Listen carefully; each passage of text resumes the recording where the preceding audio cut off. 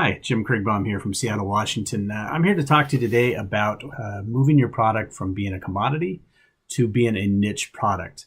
A commodity is a product which is identified as identical to product from any other market with the same description. Fresh mango, for example. Fresh mango from Peru, a fresh mango from Pakistan, a fresh mango from Kenya is still a fresh mango. Now, to start differentiating it, you can differentiate it by brand or by variety. So it's a Keat mango, or it's a ruby red mango, or whatever mango variety that you produce. So you're differentiating a little bit. But the best way to differentiate, instead of selling mangoes, maybe add value to it. Maybe they're all sorted and packed at a certain size. So every mango in the package is exactly the same. When they open the box, the mangoes are identified and the quality is specifically defined, and they all match with each other. Maybe it's by adding value to the mango by drying it. Okay, you do a dried mango. How do you differentiate a dried mango? There's lots of dried mangoes out there in the market. One way is to, again, a specific variety of dried mango, specific size of the slice of the dried mango that you do, or we've even seen where companies will take their mango and they'll coat part of it with chocolate. So you've got a chocolate covered mango, or they have mango bits, which is a great way to use some of your byproduct. The sizes that are too small to put into a dried mango, you put a little chocolate on them, and all of a sudden you have a whole new product that's different from everybody else. By separating your product from everybody else, you then can begin to develop a following. You can develop customers that are looking for your brand because they've seen it, they've heard it, they've seen it in the store, they've tasted it, and they want to continue to buy it.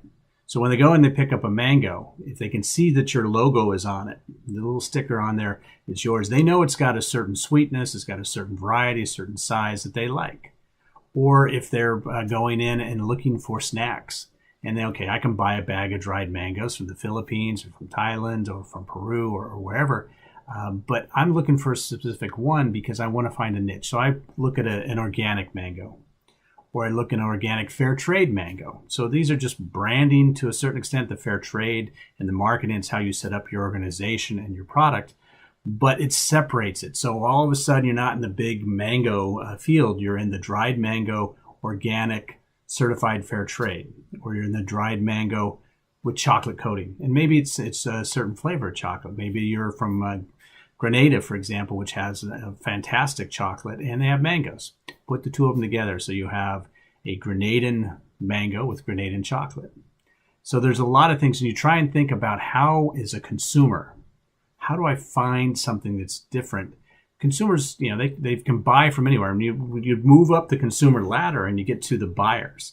If I'm a buyer for a major chain, for Carrefour, for example, I can buy my mangoes from anywhere. I'm going to buy from where I feel that I have a niche and where the customers are going to demand that mango. So when you're doing your SWOT analysis, when you're doing your review of your product, try and think of how you can differentiate it, how you can make it so that when the customer asks, why in the world should I buy your product? That's the number one question they're going to ask. The buyers, whether it's a retail buyer, a food service buyer, the consumer, they're still going to, why would I buy this mango versus that mango? And you need to create a reason. And the best way to create a reason is to find a differentiating factor and find a niche. Find something that creates value to that product that nobody else has. That's the difference between a commodity and a niche market. Commodity, the buyer can buy from anywhere. Consumers will never know. Onions are a great example. When I buy an onion in the grocery store, I don't know where it's from, and I don't care because a retail buyer has already got the specifications and the quality set up on that onion. Now, if I want an organic onion, or I want a certain variety of onion, then I look around the grocery store and I create demand. And that's what you want to do. You want people to demand your product. Thanks. That's a little bit on the mid-niche versus commodity, and I'm sure you'll learn more as we go through the course.